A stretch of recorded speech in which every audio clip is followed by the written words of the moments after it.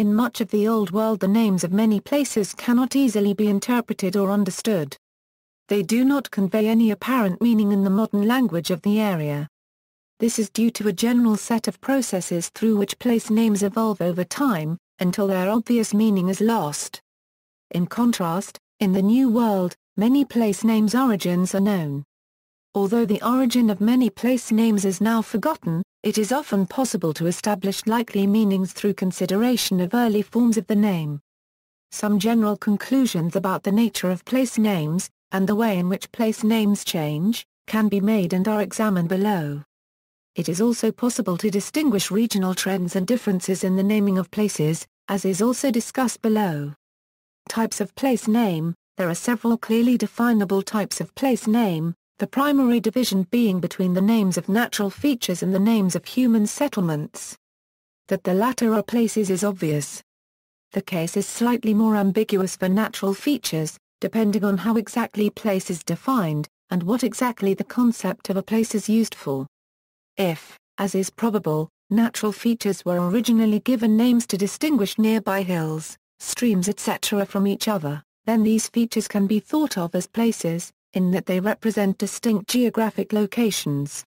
However, as names are applied on a larger scale, they may become less useful as place names. For instance, a relatively small, distinct upland valley clearly represents a definable geographic location. However, the broad, extended valley of a major river, such as the Trent, is not easily understood as a single location. That notwithstanding, it is probable that the origins of the names of both settlements and natural features is the same, namely to distinguish one from another. And thus that both should be considered place names. Many other types of place name can be defined, for example those relating to tribal or personal names. Previously, names relating to pagan religion were extensively studied as these were thought to be early. Another class studied was those relating to particular people, example, the ancient British. Toponymic processes. There are identifiable processes which occur over time to place names, and which alter the place names in such a way that their original meanings are lost. These apply to both the names of settlements and natural features, although more so to the former. The processes by which place names change include abbreviation, conflation, convergence, development in the parent language and replacement of the parent language. The latter in particular can result in dramatic shifts in place names, since the original meaning are not conveyed in the new language, the place name thus shifts to a form appropriate for the new language. Abbreviation tends to break down a name into a more easily pronounced form, e.g. Conterbutter Canterbury. Dorneracaster to Dorchester. Conflation is where two similar elements of place names become confused. For instance, the Old English roots Don and Den are conflated in place names, for example Willesden, Croydon. Convergence occurs when place names drift towards other familiar phonemes in place names. For example, in Abingdon, the middle sound has converged to the familiar ing found in many place names. Evolution of the parent language may not change a place name by itself. Indeed, names may show more inertia to change than languages themselves. However, evolution of the parent language permits other processes to occur. For instance, if a name no longer means anything in the modified language, it may drift towards a new form. For example, Matlack to Matlock. Or, as the parent language changes, attributes which already form part of a name may be appended to the name. For instance, Portsea Island. Once the meaning of Portsea became obscure, it became necessary to add island. Replacement of the parent language is one of the most dramatic processes of change. If, for whatever reason, a new language becomes spoken in the area, a place name may lose all meaning. At its most severe, the name may be completely replaced. However, often the name may be recycled and altered in some way. Typically, this will be in one of the above ways. As the meaning of place name is forgotten, it becomes changed to a name suitable for the new language. For instance, Brittonic Eberachan became Anglo-Saxon Eoforwic, then Old Norse Jorvik, and Modern English York. Elaboration of place names often occurred to make distinctions between similarly named settlements. For instance, in England, Two nearby and related settlements often became Lower Nether and Upper Higher, or Little and Great. Alternatively, two geographically separated places might be distinguished by local features. For example, Newcastle-under-Lyme and Newcastle-upon-Tyne. Or Newton-le-Willows, Newton-by-Frodsham, Newton-under-Rosebery. In England, many additions were made in the medieval period, to show that settlements were ruled by certain families, for example as Stoke-Mandeville. Some elaborations date back to medieval times, such as Weston-super-Mare, while others were added relatively recently, for instance Bognor Regis. Back formation, the process whereby names are derived from one another in the opposite direction to that which would be expected. In many cases a river with an obsolete or forgotten name is renamed after a town on its banks rather than vice versa. For example, the river running through Rochdale became known as the Roch through this process. Cambridge perhaps uniquely illustrates both normal and back formation. Originally Grantabris, a bridge on the Granta, the name became Canterbrug, and then Cambrig, from which the river was renamed Cam. Problems of interpretation. Place names often need specialists to interpret their meanings. Some of the main problems are language. Sometimes the language used in the formation of a place name is unclear. For example, some names may be plausibly derived from either Old English or Celtic roots. In recent years there has been a tendency to seek Celtic origins for names in England that were previously taken to be Anglo-Saxon. Element order. In Germanic languages, and thus in Old English and Old Norse, the substantive element is generally preceded by its modifier, such as North Farm, Baedeker's Spring. In Celtic place names the order is usually reversed with the thing being described as the first element, for example settlement of the Quebury, mouth of the Dee. However, this is not true of all Celtic names, for example Bald Hill. Translation. The general similarity of Old Norse and Old English meant that the place names in the Danelaw were often simply Norsified. For instance, in Escrigridge in Yorkshire, the first element is indubitably the Norse ask, which could easily represent a Norsification of the Old English element esk with the same meaning. False analogy. Sometimes, however, the place names were changed by new settlers to match pronunciation habits without reference to the original meaning. For example, the Old English name Cyperton, which would normally become Shipton in modern English, instead was altered to Skipton, since Old English SC was usually cognate with Old Norse SK thus obscuring the meaning, since the Old Norse word for sheep was entirely different. Lost reason.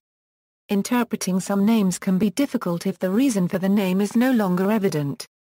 Some names originally referred to a specific natural feature such as a river, ford or hill that can no longer be identified.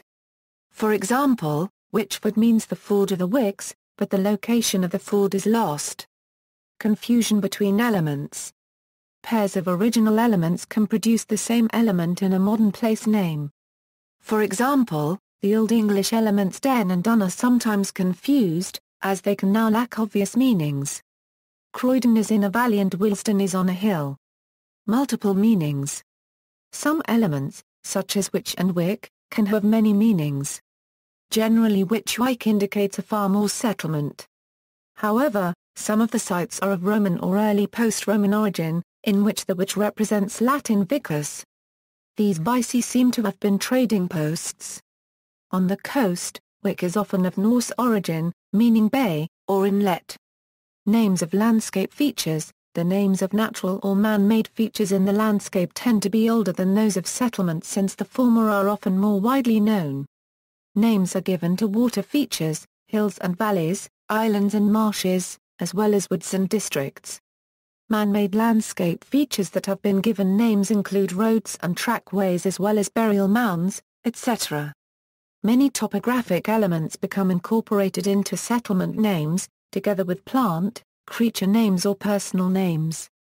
Many topographical words convey not just an image of the place but also a wealth of information about the likely size, status and pattern of farming practiced by the community living there.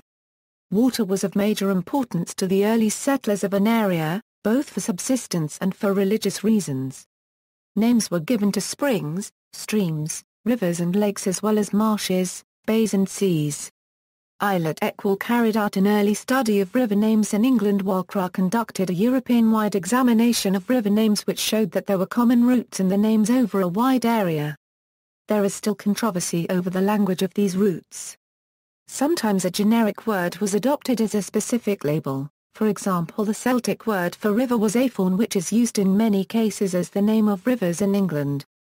Land characteristics were important to both hunters and farmers, and there are many terms relating to different types of hills and valleys. Some terms, like come and pen, were adopted from Celtic by Anglo-Saxons. Other terms relate to the expansion of farming. Topographical names were held in low esteem by early place name scholars, but their importance was raised in a book by Margaret Jelling, first published in 1978.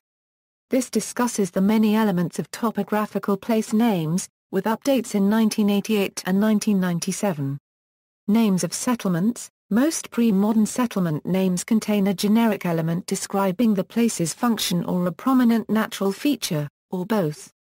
If only one of these is present, it is often modified by a personal name or an adjective. For instance, examples from England: personal name plus function plus feature, Todmorden Totnes Boundary Valley, personal name plus function, Grimsby Grim's Farm, existing name plus function, Exeter River Eggs Fort, function plus natural feature, Church Fenton Marsh Farm, personal name plus natural feature, Barnsley Bjorn's Clearing, existing name plus natural feature, Cockermouth River Cockermouth, function, Keswick Cheese Farm, natural feature, Blackburn Black Stream. These basic elements can also be found in place names in other countries. For example, Amsterdam, Liechtenstein, Copenhagen, Paris, Shanghai, Tashkent. These elements are also clearly present in the less weathered New World place names, for example Fort Knox, Thunder Bay, Little Rock and so on. Carson City, for instance, was named for Kit Carson, and below horizonte means beautiful view. However, some apparent meanings may be deceptive. New York was not directly named after the English city of York but after the Duke of York, who was the head of the British Navy at the time of the British takeover, and Los Angeles was not named after angels but after the Virgin Mary, or the Queen of the Angels. Countries which have seen repeated large-scale cultural and or linguistic changes, such as England or France, tend to have more broken-down place names, as the original meaning is forgotten and drifts more quickly. They may also have more linguistically diverse place names. For instance, in England place names may have pre-Celtic, Celtic, Roman, Anglo-Saxon, Norse, or Norman French origins. Conversely, countries with a more uniform cultural linguistic history tend to have less broken down and diverse place names, Wales for instance. Place name origins in Britain and Ireland. Various names have been used for the island of Britain, see Britain. The origin of place names of the countries within Britain are discussed below. Each country is divided into a number of counties. England equals. Most English place names are either Old Norse or Anglo-Saxon, but there is a scattering of Celtic names over the whole country. Other place names are hybrids of Celtic and Anglo-Saxon elements. There are a high level of personal names within the place names, presumably the names of local landowners at the time of naming. In the north and east, there are many place names of Norse origin. Similarly, these contain many personal names. In general, the Anglo-Saxon and Norse place names tend to be rather mundane in origin, the most common types being personal name plus settlement place or type of farm plus farm settlement. In Cornwall most place names are Cornish in origin, whilst in Cumbria there remain a number of place names in Cumbric, the Brythonic language of this region. Examples including Carlisle, Helvellyn and Blencathra. Most Old Roman settlements, whether actually inhabited or not, were given the title of Chester Castor in Anglo-Saxon. The specific names for each may only have little relation to the Roman names. Many English places derive part of their name from the river upon which they were built, but in the 16th century many English rivers were renamed with back formations from towns on their banks. Cambridge, perhaps uniquely, illustrates both effects. Originally Canterbury, a bridge on the Granter, the name became Canterbridge and then a Cambridge, from which the river was renamed Cam. Wales equals. The vast majority of place names in Wales are Welsh by origin, containing elements such as lan, aber, pen etc. Along the south coast of Wales, where English has historically been more widely spoken, many place names are commonly anglicised, such as Pontypool, derived from Pont y Par microliter. Many places throughout Wales have alternative names in English unrelated to the name in Welsh, for example, Newport and Swansea for the Welsh Abertawe. Welsh place names tend to be associated with natural features rather than people, hence elements describing rivers, hills and valleys are common. The exceptions are places with the suffix lan, meaning church, which often contain the name of the saint the church is dedicated to, for example Llansange Church of St. Bridget. Scotland equals. In the islands of Scotland, particularly Orkney and Shetland, but also the Western Isles, there are many names of Norse origin. This is also true of the coasts of the mainland. In the Highlands, the names are primarily in Scottish Gaelic, with emphasis on natural features. Elements such as glen and inver are common. These have replaced Pictish names that still occur on the east coast. In lowland Scotland, names are of more diverse origin. Many are Gaelic, but many are also from the Brythonic branch of Celtic languages. There are also place names from Old English and Scots, such as Edinburgh. Isle of Man equals. Most place names are of Gaelic or Norse origin, but there are traces of an earlier language in some names. Channel Islands equals. Most place names derive from Norman French. Ireland equals. The vast majority of place names in Ireland are anglicizations of Irish language names. However, some names come directly from the English language, and a handful come from Old Norse. Place name origins in the United States. Place names in the United States are often taken from the European nation that first colonized the land. Many names that have been transferred from Britain, as is the case with Barnstable, Massachusetts and Danbury, Connecticut.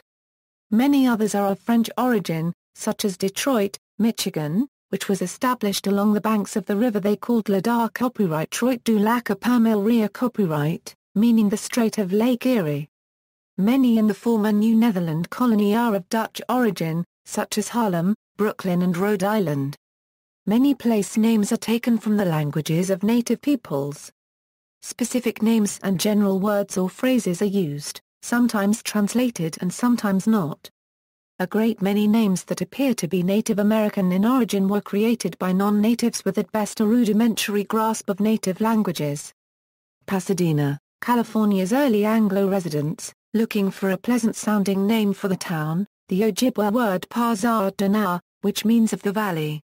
Similarly, Negaunee, Michigan's name is derived from the Ojibwa word Negaunee meaning foremost, in advance, leading, which was determined to be the closest Ojibwa approximation to the English word pioneer. 9 counties in the U.S. state of Michigan have names invented by Henry Schoolcraft, usually adapted from parts of Native American words, but sometimes having parts from Greek, Arabic and Latin roots. In some cases the native meanings of a place name are wholly lost, despite guesses and theories, for example Tampa and Oregon. Place names in the United States tend to be more easily traceable to their origins, such as towns simply named after the founder or an important politician of the time, with no alterations except a simple suffix, like town. Carson City, for instance, was named for Kit Carson and below horizonte means beautiful view. Place name origins in Canada. French, English and Gaelic-derived names occur in Canada. There are also Aboriginal place names. Place name origins in Australia. Australian place names are mainly a mixture of Aboriginal and British-derived toponyms. Place name origins in New Zealand. New Zealand place names derive mostly from Maori and from British sources. The Maori named most of New Zealand's natural features. When Europeans began arriving in New Zealand from the 17th century they gave their own names to many geographical features and settlements, often after places in Britain or important settlers or famous British people. Recently there has been a movement to revive some Maori names. References